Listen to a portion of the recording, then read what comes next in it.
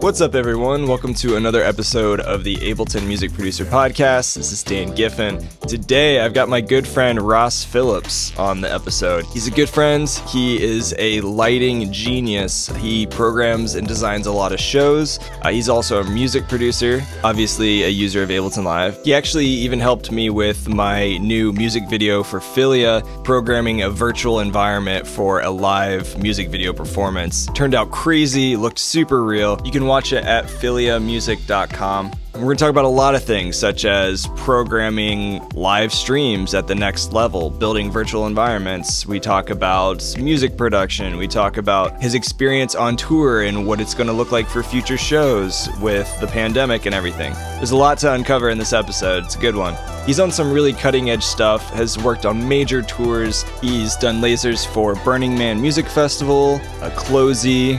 He's also done some work at City Fox events at Avant Gardner in Brooklyn, an amazing venue. The list goes on and on. He's a pretty rad guy. Before we get to the podcast, today's episode is sponsored by Oek Sound. That's oeksound.com. Huge fan of their plugins, specifically with Spiff and Soothe 2. Honestly, I use Spiff for transient design on my drums. It really makes my drums punch. I've also used it on my guitar to make the guitar plucking and chunks like really cut through the mix. They also have their plugin called Soothe 2, which is one of the easiest EQs I've ever used. It feels like cheating, and it works super well. It sounds incredible. It's unlike anything else on the market that I've seen as far as an EQ plugin goes. You just slap it on the track and it instantly reduces any resonant frequencies that might be too harsh, and you can get really surgical in how you dial that in. It's become my go-to EQ for fixing things when maybe like I can't get the immediate results I want. Really, really great plugins. Check them out. That's oeksound.com. You definitely don't want to sleep on that. It's a free trial, so we love free. Go check it out. Give it a try. You'll probably end up buying it as a heads up. Also, Melodics is sponsoring this episode. Big fan of that company.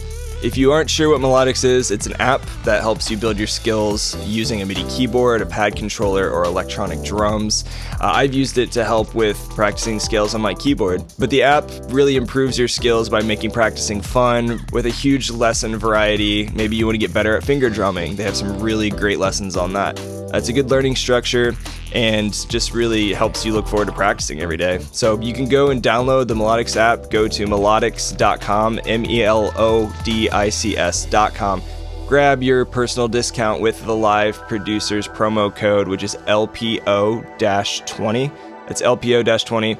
Check that out. And there's also a free trial. Also, Ableton Live 11 is on the way, ladies and gentlemen. Very exciting stuff. It's in beta testing right now. You can also register as a beta tester yourself if you are an owner of Live 10 Standard or Suite. If you do not own Live 10 Standard or Suite, you can go to liveproducersonline.com/buyableton. liveproducersonline.com/buyableton, and I can hook you up with a great discount. It's also worthy of mentioning that if you do buy Live 10 Standard or Suite, you will get the automatic upgrade to 11 when it comes out. Heads up, I will be doing a podcast episode in the near future as more beta testing rolls out with new features being updated, sharing literally just a walkthrough of all the new features that are coming to Live 11. So you can expect that in the next coming month or so. Very exciting stuff. There's some really incredible new features coming out. There's a lot of tutorial videos and things I'm sure you've seen. Last but not least, before we get into today's episode, if you want to stay connected and know when new episodes come out and the latest happenings, go to liveproducersonline.com/newsletter. You'll be the first to know when new podcast episodes are published. And now for today's episode with Rossteaux. What's up, everybody? Today I'm hanging out with my homie Ross Phillips, and if you don't know who he is a lighting wizard, a show designer, a music producer. He's built some really cool virtual environments, which we're going to talk about, amongst a lot of other projects he's worked on. He's done lighting for some major music events, including Burning Man Festival, as well as a huge list of major artists under his company, RX Consulting. Ross also produces really cool underground house music as Rossteaux. So yeah, this is actually the first in-person interview I've ever done. Really? Yeah. Really? Well, that's fun. I'm glad to be the first one. Yeah, dude. Thanks for having me. Yeah, dude. Thank you for being my first. Appreciate it. Actually, that's a lie. This is the first interview I've done for this podcast. But I have done other interviews in person. Oh, so. I love it. When just there's free coffee, that's great. You're drinking out of my favorite Penguin coffee mug. The Penguin mug. That makes the whole thing, honestly. It really does. Like, the mug is half of the coffee experience. I have one with a mustache on it right now. So when you hold it up, it looks like I have a cheers. Yeah, just a little clink there. Yeah, awesome. Now everybody knows it's live. There you go. Nah, dude, it's good seeing you, though. You live in Indianapolis. Yep. I actually met you through my stepdad. Yeah. Who worked with your dad for like 100 billion years. So I think you're not from Indiana, are you? No, I grew up in Ohio. Right. So my dad and your stepdad worked together for years and years and years. I think it was probably 20 plus years, to be honest with you. I think time. It's my dad he did work at Eli Lilly for 35 years, I think. Yeah, it's a long time. Long time. So, and I think you met my parents before I met you, to be honest with you. Oh, that's true. I'm pretty sure you did. I went to your dad's retirement party. Yeah. Is what it was. Yep. And of course, I was traveling somewhere. I was just gone. Yeah. I was out and about doing something, flying around, doing whatever. Just on your jet, your private jet. I've been officially excused from all family events because of my job. Yeah. No, that's actually a good excuse. And honestly, that's really hard. Like, for a lot of the people I know who do major tours with lighting and production and live events, it's hard to stay in touch with people locally. Or it has been, obviously before all the COVID bullshit, because you're always traveling, right? Yeah, I think that's something that's really important if you're really getting into like live production and traveling around a bunch and just really getting into that world, is trying to stay close with the people that really, you're actually close with, not trying to maintain this giant circle of friends or whatever, because it's hard, because you can't, you don't have time for it. So that's kind of been like slightly a struggle over the years that I've been doing this. Like, I think it's 6 or 7 years now. Just staying in touch with people that actually care about staying in touch with you. Like, that's what you start to realize, like, okay, cool. Like, these are the people that, care about me, whatever. People come and go, like, from the job. You meet some people, you're like, wow, we had a really good time, and then you never hear from them ever again. Right. Kind of thing. Yeah. I mean, relationships are important in the music industry, as they are, I think, any industry you're in. Something I've been really intentional about lately, too. Like, especially since the lockdown and COVID and everything, is just reaching out to those people, make sure they're okay. And I know that's, like, been a big part of, like, this entire 2020 for you. For people who don't know who Rossteaux is or who Ross is, how did you get started programming lights? Like, when did that happen? I would say, I really started out before I started doing this professionally. Back in high school, middle school, I was doing little DJ gigs, doing lighting for, stuff. I was going to youth group, like church, when my parents made me go to church and like stuff like that, and mostly what it was is right out of high school, there's a company in northern Indiana, and believe it or not, they don't do any shows in Indiana, hardly at all. But there's a company in northern Indiana that I got an internship with through a friend, Majestic Productions. You're rocking their t-shirt right now. Too, actually. I actually am. It's a nice I got shirt, the sweatshirt on, dude. Looks good. Yeah, looks warm, actually. It's warm. It's getting cold out. It's getting cold. But I started with them, and over the course of, I think, 6 to 8 months, I did the internship, kind of learned the ropes, started doing shows with them, went on tour with a couple bands over that next year and a half. From there, the rest is kind of me just digging into what I actually wanted to do, which is programming. So at one point, I asked them to let me borrow a console, like a lighting console. It's like, for those that know, it's a Grand MA lighting console, which is like that's the industry standard for the most part. Right. And they let me borrow one for a weekend. Actually, no, I take that back. I didn't borrow it. I actually paid for it that time, because sometimes they help me out with things here and there. Nice. But that first time, I actually I got my money. I was like, hey, I need to rent this for the weekend, and I took it home, learned that. It was kind of weird, because after that, they kind of just said, like, oh, it seems like you know what you're doing. Can you go run the show? I'm like, sure. Like, yeah, man. Sure, yeah, I know. I can do it. Yeah, no problem. You just like, oh shit, I'm just going to have to figure out how to do this now. Pretty much. No, seriously, dude. Like, the first 2 or 3 shows, it was kind of like, I do know how to do this, but I've never actually done it for real. Yeah. So it was one of those things where it's like, you say yes, but you don't actually know how to do it yet.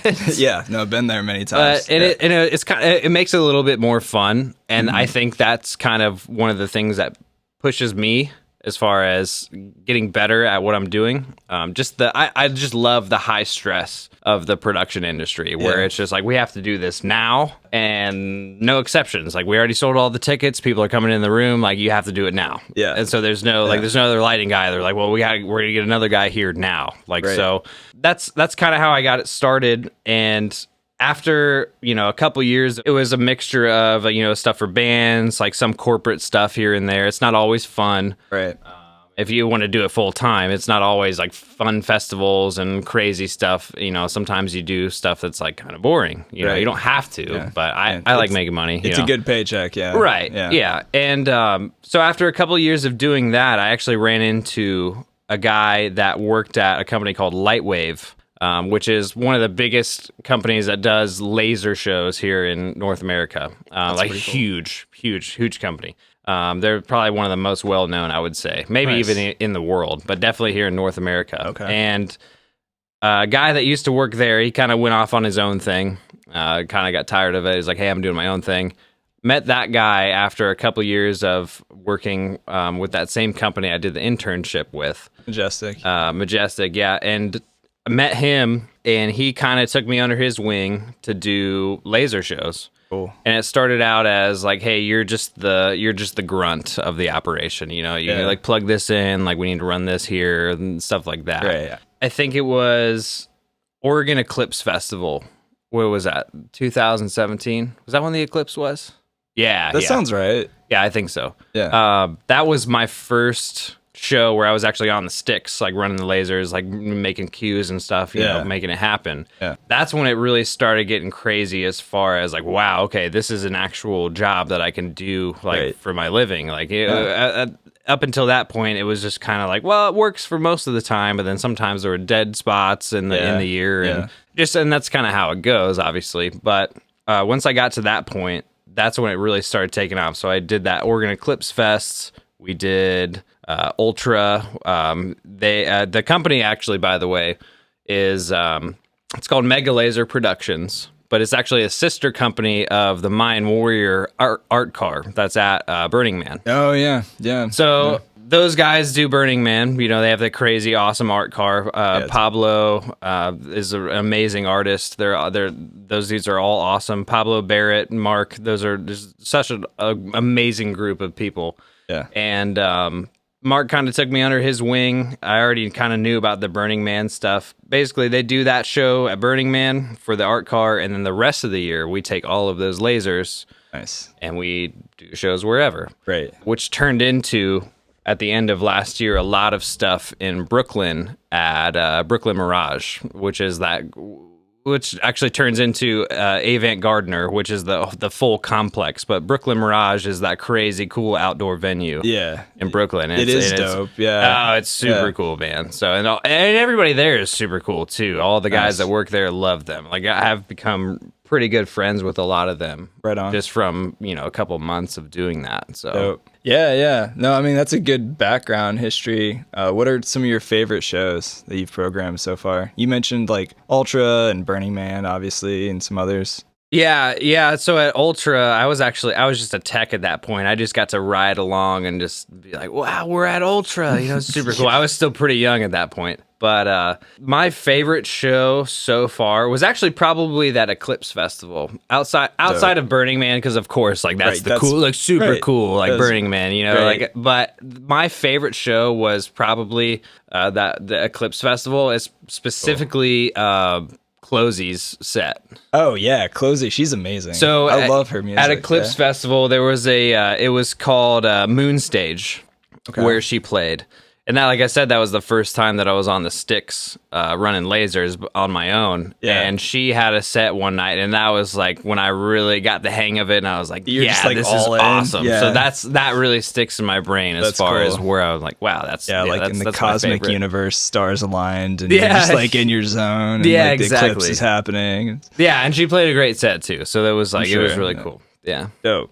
Yeah, man. I mean, it's been a weird 2020, right? Like, and you and I have talked a lot over the last year since COVID and everything. Like, obviously the industry's been shut down. We don't have to talk a lot about that because it's just really depressing. And, you know, we've already talked about that on the podcast a lot. But what are some like the biggest challenges you've faced, I guess, this year, coming from that background of live entertainment and as your full-time gig?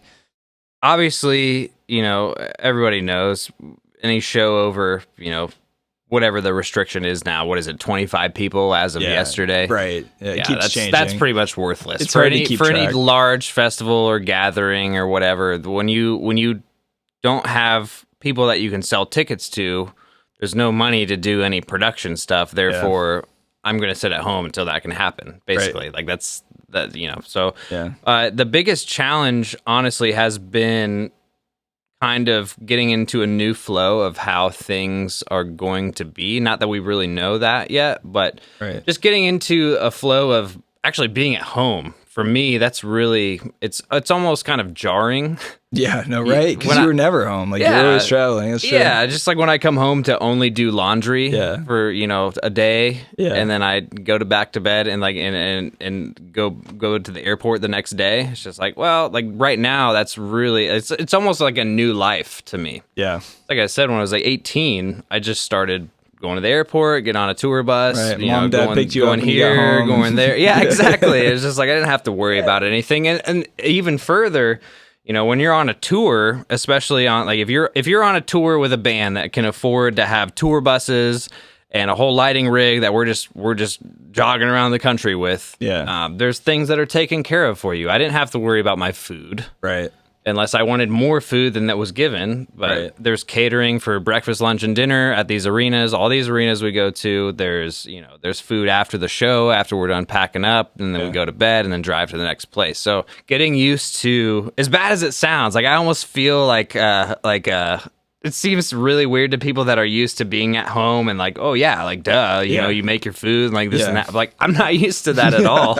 I'm really not. You drink a lot of protein shakes. I know you drink a lot of Huels. Yeah, so like, you got it right. You got to have the easy solution for. It's easier than cooking, I guess. Yeah, it's easier than cooking, but you always have to have that easy solution for being on the go and just like, well, I need my nutrients, but I don't want to do anything. Right. So. No, that's fair. I mean, you do have a lot of time now at home, which is like really, really cool for you now because you're doing some really interesting new things that I haven't seen being done in the live streaming world. And I think we should definitely talk about that. We released, when I say we, so my project Philia, my band, we ended up going into a green screen studio here in Indianapolis. It's kind of a hidden gem. It's a pretty nice green screen. It's LDR Studios. And then I connected you with him, said, hey, let's see what we can pull off with a green screen and see how crazy we can make it. And you found this new software, Synchronorm Dependence 2.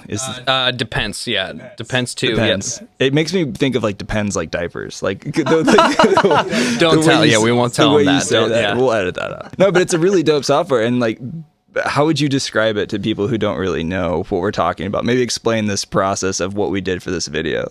So, the way that I found it was I saw the virtual Tomorrowland advertisements, and I was like, "Whoa!" Yeah, you showed me those. How did you guys do that? Wild.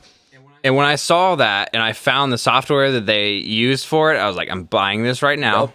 I don't care what I need to do. Like, I'm going to figure it out. I need this software. I need a new computer to be able to run the software because it's that heavy. Beast, yeah. But basically, what so you said for your video, basically what the process is we have the artists, acts, DJs, whoever, in a green screen environment. We take that footage, put them on an object, which is, for those that don't know, 3D software is called a plane, right? And it's basically just, think of it as just a piece of paper in 3D space. And we put that video on it and take out the green from the green screen, and then magically you're on an island like we did in your video, we were on right? a beautiful remote island with the sunset, and the water looked super real. It's kind of crazy. Yeah, the water looks great in there. It really does. I wanted you to edit some like random other shit in there just to see like, because it looks so real. Like there was people commenting on the Facebook post, and this just dropped, what was it, last week? Was it I last think so. week? If Yeah, you guys, it might have been if you last guys want to week, watch this video, go to philiamusic.com, PHILIA music.com. Shameless plug, but you can watch the high quality stream of what we're talking about there, by the way, before we go any further. But and there's people posting on the comments when we posted on Facebook being like, where was this? Where were you guys? And I was like, yeah, that's Philia Island, you know, we're just chilling out in the Caribbean. Like, and there's this massive stage and the lighting and everything looks so real. Put us on this stage with this like LED wall and like all these lights. It's crazy. Yeah. Well, right now, thank you guys for being the guinea pig. Anytime. Because it was just like that was honestly the first virtual production that I've done it was dope. ever. It was really dope. So like, yeah, like thank you for doing that. Like, I'm glad that people are excited about it. And, I've seen some of the comments and it's funny to see that stuff. You know, it's just like, it's really funny to see that stuff where people are like, they're not even there. Like, no way. It's like, is that real? Like, so that's what we're going for with that. So we can produce like something that's pretty close to where people ask questions. Yeah. But then if you look closer, you're like, okay, yeah, it's virtual. I just keep lying to people that are on that fence and be like, yeah, that was us too. We were there. Yeah. We were there. Yeah, exactly. Yeah, man. Yeah, so after we put the, like I said, we put a plane in there, put the video file on it, and, key out the green. What we do is add in virtual cameras that basically just creating a viewport of the 3D scene, just like any other 3D software. Not actual real cameras in real life that we're recording. These are like virtual cameras. These are virtual cameras, right? So the only shots that we have from real life is what is playing back from those shots. And then the virtual camera can move around the scene, capture, the far away stuff, capture the stuff down on the water, and we can do animations with that and move it around. And that's what really kind of drives in the realism of these kinds of things, where you can get multiple angles, you get moving cameras, stuff like that, because that's what people are used to.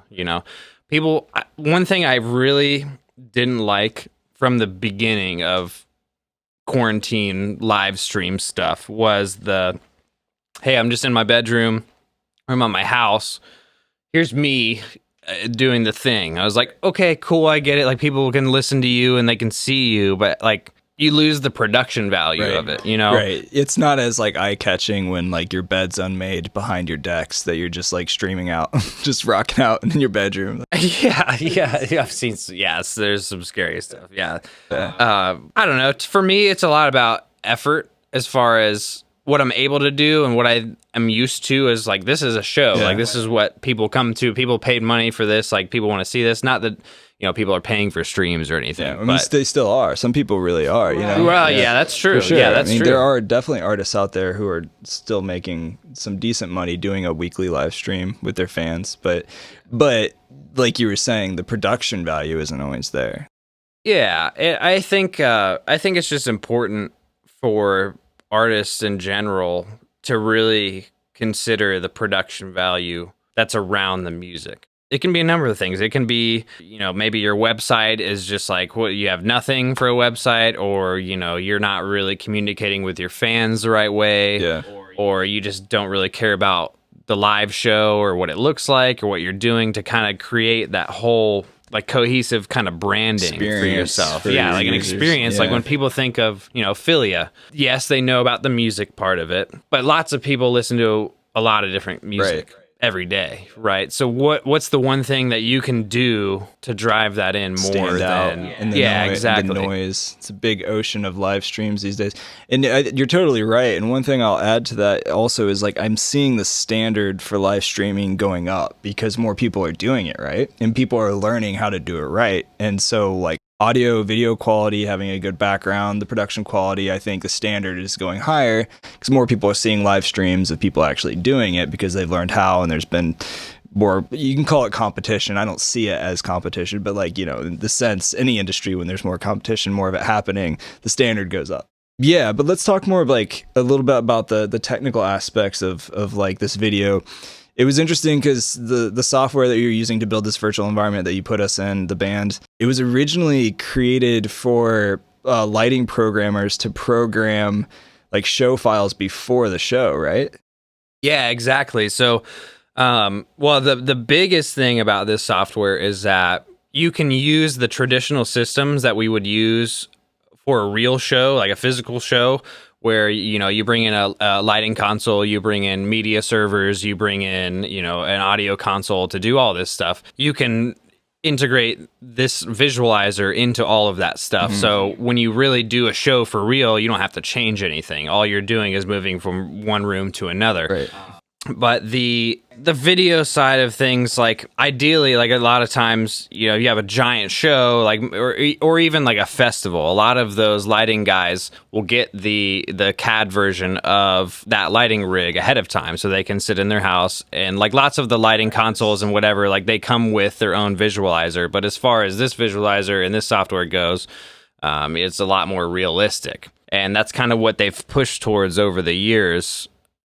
As far as, and they really had a big push during this one, like once 2020 hit, they were on it, man. Before, like you said, it was just simply for, okay, I'm going to program my light show ahead of time. I can see what it looks like. Then I'm going to go to the real show, update everything, and like, cool, it's done. Yeah. You don't have to sit there in the arena or the theater or whatever club you're at and program for hours and hours and hours. Exactly. Yeah. It actually, you know, it started out as a software to visualize fountain shows.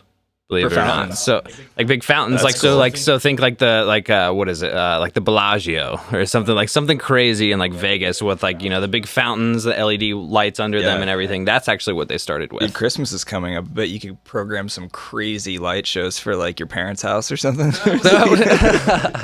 You know, like sync it up to music and able. Yeah, I call my dad. He's retired. He's got money to buy a bunch of Christmas lights now. His hands. He can help you. Yeah. That'd be pretty dope, actually. The whole neighborhood would love that. It'd be really next level, I have no doubt.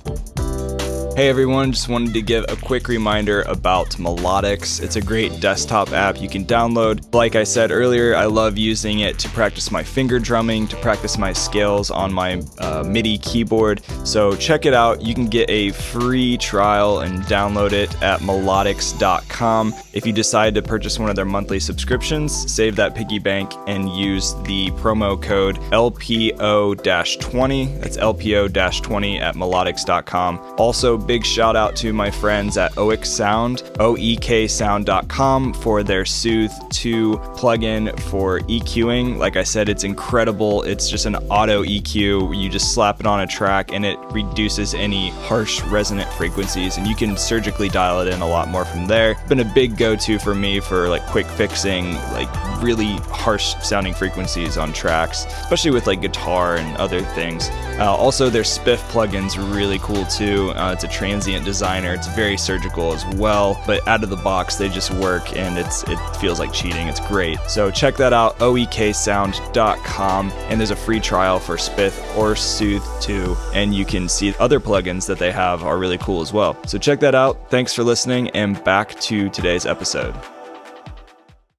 But yeah, I mean, let's talk a little bit about like upcoming projects. Like, what are you working on now? Like, we just did this video. We know it's possible. It looks real. Obviously, for a live streaming of us in a green screen, I was really happy with it. Like, what's the next thing for you? Like, obviously, we don't really know when shows are coming back, live tours and stuff. So, like, how have you kind of shifted and adjusted in this time right now? Well, on that note, as far as when shows are coming back, I have some friends at that big ticket company, you know, the old Live Nation. You know? Oh yeah. So basically, what we know so far and what we've heard, I'm not going to name names, but what we've heard is that a lot of the bigger artists have been told to just chill out until like May. So the spring, maybe we don't know. It would be awesome, but seems like the plan is to have a summer season. Right.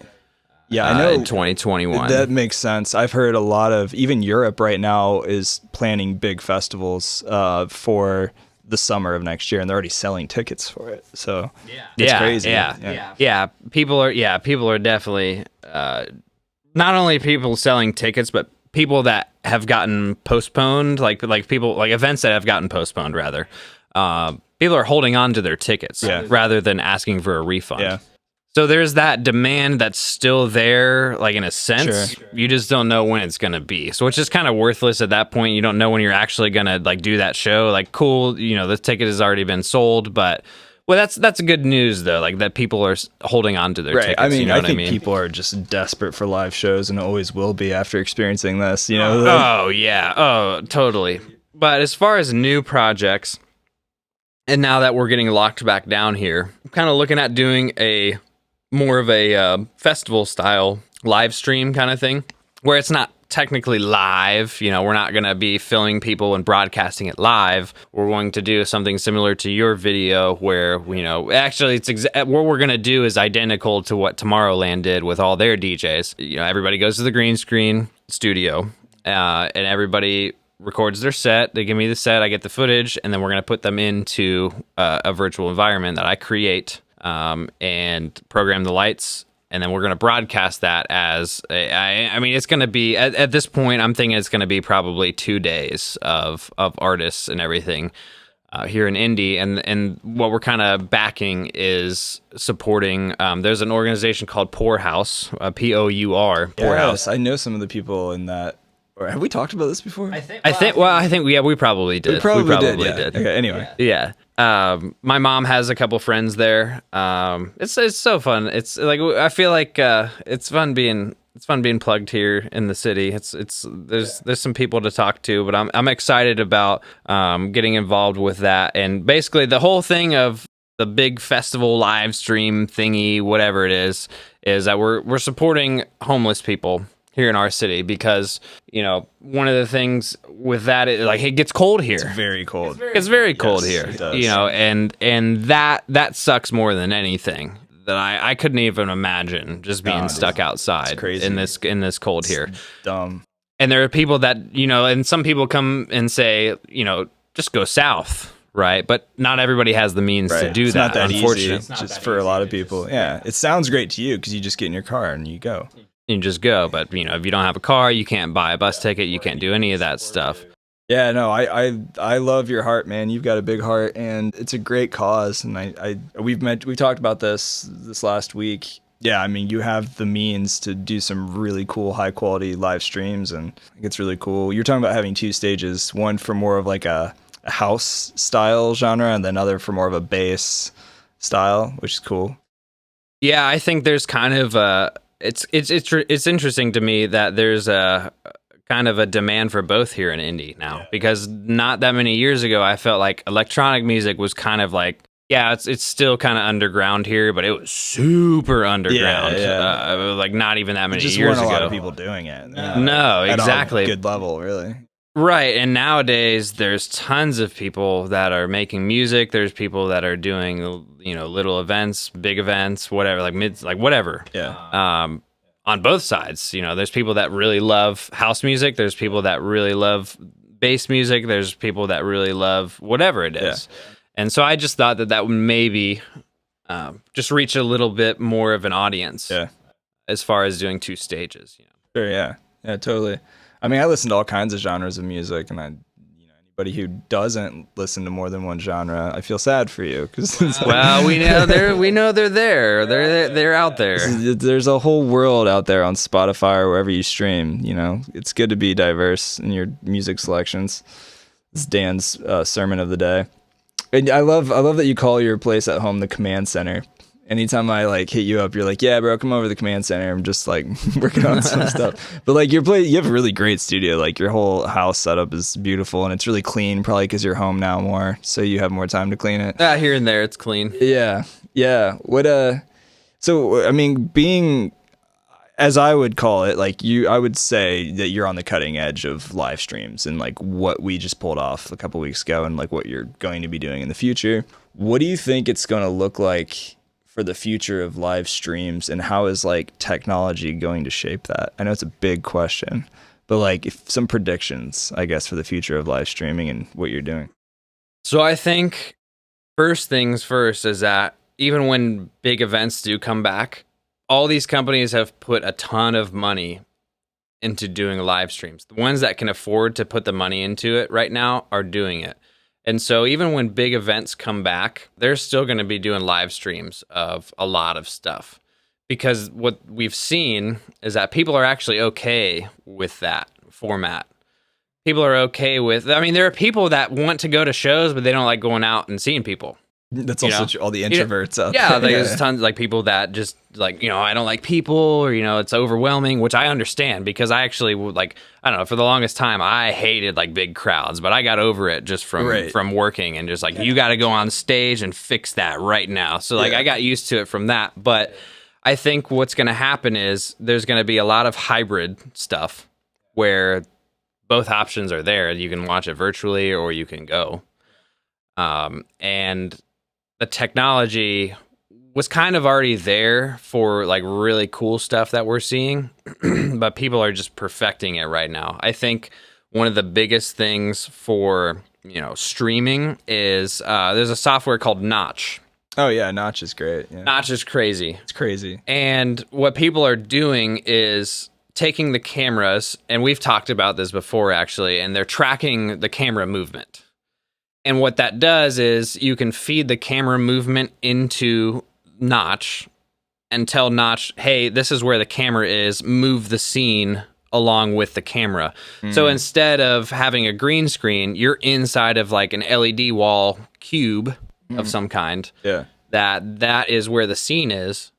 And then as you're moving the camera, the scene moves with it. So it looks like the person's in the room. So that's a big part of what I think is going to be more prevalent going forward, because there's lots of the bigger companies that have built rooms for that very specifically. Yeah, that's interesting that you say that. Last night I was sorry, I don't mean to cut you off. No, you're good. Go. I was just saying, like, last night I'm a huge fan of The Mandalorian. I don't know if you've watched it, but like I was watching the director's cut last night, and they have like a whole other series just on like behind the scenes, and they were talking about using Unreal Engine for that same purpose, and Notch. I think they mentioned Notch too. But yeah, you're right. They have these giant rooms with these massive like LED video walls, and they're shooting like almost the entire show, like right there. And it looks so real because they can do all that After Effects stuff. It's crazy. It's that's part of it. And then what's crazy is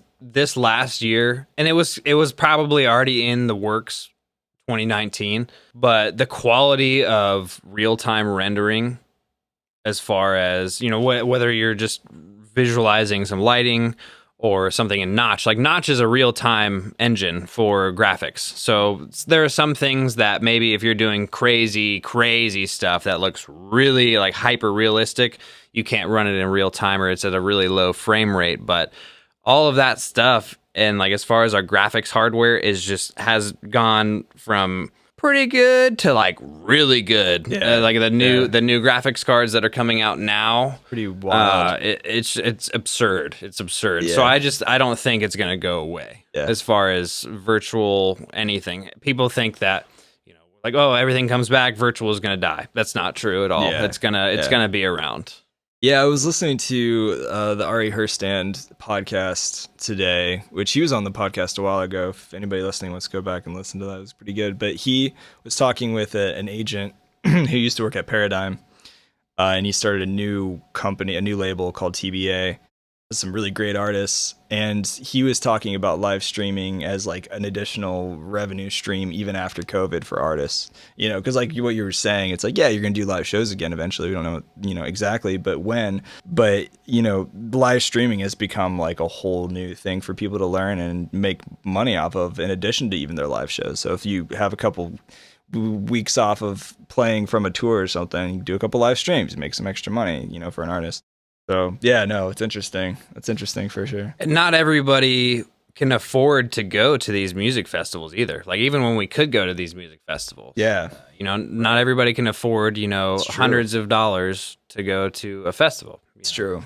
That's just how it is. But it's given access to a lot of people to be able to see, the artists that they truly like. I like this artist. I want to watch them do their thing live, and this is given people that.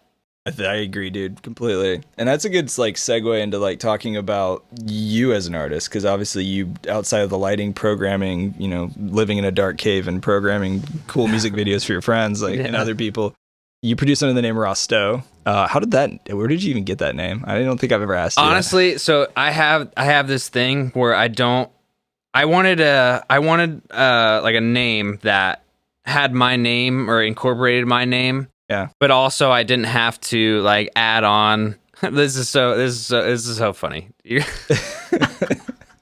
I didn't want to have to add on like, Rossteaux Music Official or like anything. I wanted to find a name that was just that, like no underscores, no nothing. And when I was like Rossteaux, I was like, okay. And I started looking, and it's not taken anywhere. Yeah. I have the dome. It's Rossteaux.com. Nice. Every single social media thing ever that I've found is that's my handle. It sounds Nobody has French. It kind of sounds French. Yeah, like it's got, like that's kind of like Rossteaux. Yeah, it does. Yeah. I like it though. I mean, yeah, it's great for SEO. Search engine on Google. Philia I'm still battling like SEO juice on Google right now with Philia, because like that's an ancient Greek word. I mean, it's been around since like the beginning of time, pretty much, and like adopted by billions of people. And so like, but if you type in Philia music, I'm pretty on point. I'm getting up there on the search results. Heck yeah, man! It took me a couple years.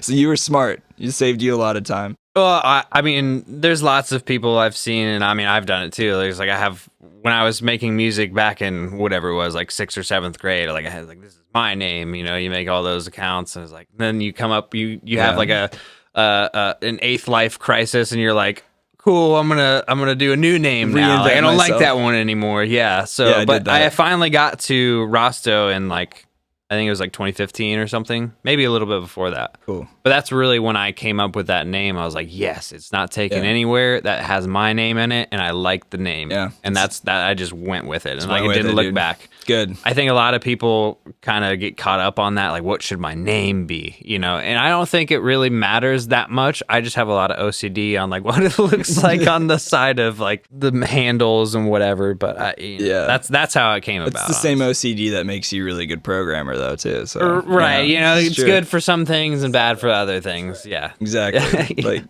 no, for sure, man. You not too long ago released a track with a label from Mexico. Yeah. What was the name of that label? Pulse Wave. Yeah. It was a really dope track, man. Thanks, like, man. Yeah. You really brought me into the world of house music. Like, really? Well, I mean, like I've listened to house for a while, but like your style is very unique. I don't know a lot of producers that sound like you.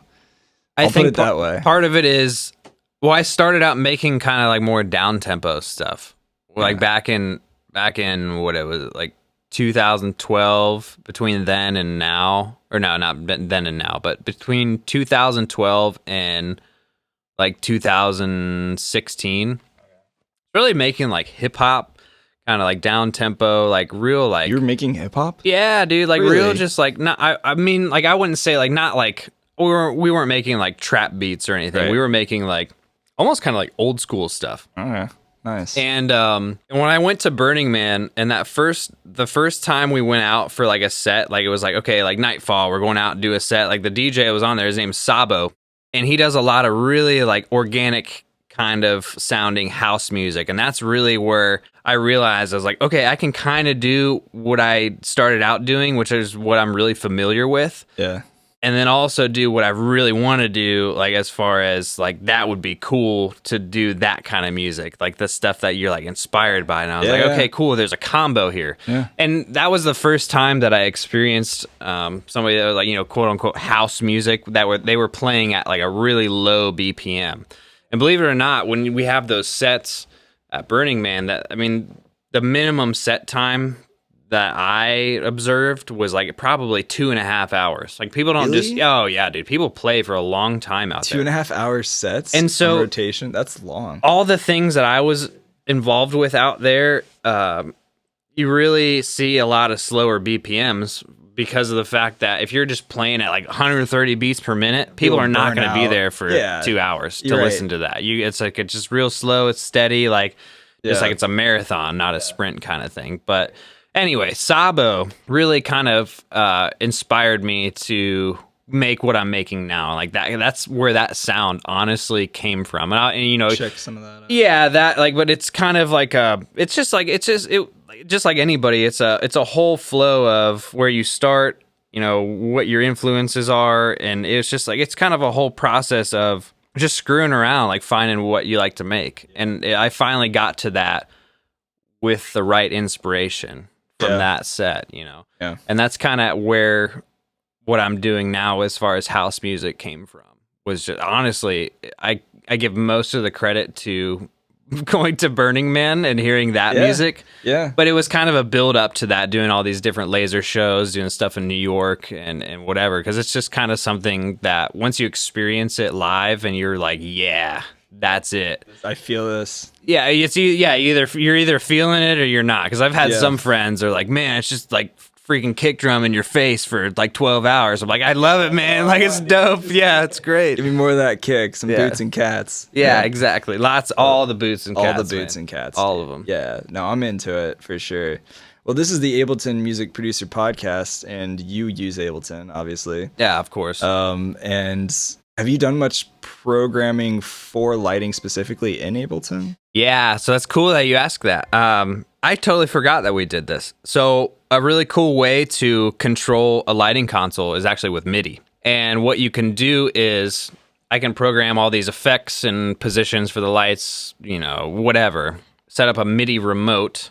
And what it is like, you know, you start at the bottom of the piano roll on your clip, and C0 through, you know, whatever, you set those as this is this lighting button, this is this one, this is that one, and go through with your track, and it's way, way better than doing like a time code or something. Yeah. In my opinion. Yeah. Time code can be weird sometimes, man. Like when I played with it. It's weird, and as far as how it works on the lighting side, when you're recording time code, it's recording a button press and a button unpress. Like, so if you're recording like, oh, I'm going to hit the strobe on this bar, and then it records when you press the button down, and it records when you release the button. Backing up, when you record it that way, and you want to go back and change it, you have to grab both of those things. If you do it with MIDI, it has the button press and unpress just by the note length. So when the note goes away, it's unpressed. Yeah. Okay, nice. So that's the one way that it's actually one of the first videos that I made as Rossteaux. And it was when I was still like kind of on like some down tempo vibes. Yeah. It was actually that video with the Nanoleaf panels. Oh yeah, the first time we hung out, you showed that to me. I was like, "Damn, bro, who's this guy over here? Like, who's this kid?" So it was that video that we programmed a bunch of MIDI remotes to a Grand MA console. Oh, nice. To just trigger the song because it was easier to do that way. Yeah. And if you wanted to change something, you didn't have to go into this stupid time code timeline and move a bunch of little things around. I could just go into Ableton, like this note needs to be a little bit shorter, and it's done. So that's mainly how I've used Ableton to do some lighting things. There's a couple Max for Live devices that you can use to, and I think they're like they're super basic, but you can't do a lot of crazy stuff, but you can easily send out basic information like, okay, when this clip happens, like all these lights are, you know, on, or all these lights do this thing. So stuff like that. Yeah. I mean, I used a Max for Live device called OSC Sender. Mm-hmm. To send OSC into Resloom to do video effects. Yeah. And that could also program lights too if you wanted to. Yeah, but yeah. I mean, there's so many toys out there. You know, and maybe I'm just speaking out of ignorance right now, but it'll be really interesting to see what other kind of creative things you could come up with programming lighting consoles in Ableton with MPE. Oh, yeah. Which would be interesting. With Live 10 coming out, or I'm sorry, Live 11. Thank you. Yes, I was like time traveled for a second. With Ableton Live 11 coming out this next year, it'll be very interesting to see how people are using MIDI polyphonic expression. Is basically what that stands for. Anybody who's not familiar. If you want to learn more about that, go to the previous episode with Brett Porter. But yeah, I don't know. It's interesting. So, I mean, you've worked on some really dope projects, man. Like, it's always good talking to you. Like, as far as people staying connected with you in the future, this is definitely one of the longest podcast episodes I think I've done. Good, man. I just, looked at the time. I was like, damn, dude. We could probably talk for another 12 hours if we wanted to. Oh, we can just keep going. We'll have to do a part 2. We could do a part 2 and a part 3. And 4. We'll have like a whole series. Just do a monthly just with start a Rossteaux. new podcast. Like. Yeah, just like the Rossteaux and Philia podcast. Yeah, man. Yeah, that'd be great. Where's the best place for people to connect with you if they want to like follow your endeavors of music and lighting, whatever? Yeah, I've finally actually kind of gotten on to my social media game a little bit more. But Instagram, I stay busy on there. Rossteaux, Rossteaux. Yep. On everywhere. And that's probably the best place. Instagram, my website's good. Just kind of been working on that a little bit. And then obviously stuff on Beatport, Spotify, Apple Music, all the places to listen. That's where I'm at, man. Yeah, no, it's good stuff. And I'll include links in the show notes. So anybody listening right now, go in there. You can click on the link and follow Rossteaux. Thank you for hanging out. It's always good seeing your face. Yeah, also in the show notes, I'll have a link to that video that you programmed and that Philia, me and my band shot. If you guys want to check that out, definitely check it out. And you can see the crazy island that Ross programmed. Yeah, man. Well, thanks for joining the podcast. And everybody listening, go check out Rossteaux. Maybe we'll have you back for episode 2 and 3 and 4 of the series that we're starting. So we'll see. Yeah, thanks for having me, man. For sure, dude. For sure. All right, I'll see you later. What's up, everyone? Just wanted to remind you real quick that if you want to stay connected with future episodes and be the first to know when they come out, go to liveproducersonline.com/newsletter. Join the newsletter. You'll get cool stuff in your email inbox, and I promise not to spam you the best that I can. Also, if you want to beta test Ableton Live, you must be an owner of Live 10 Standard or Suite. And if you don't own those yet, and you want to automatically get the new upgrade to 11, then you can purchase Live 10 Standard or Suite now, and I can hook you up with a discount. Just go to liveproducersonline.com/buyableton. Happy to help you out. Thanks for listening to today's podcast, everyone. Much love, and I will see you next time.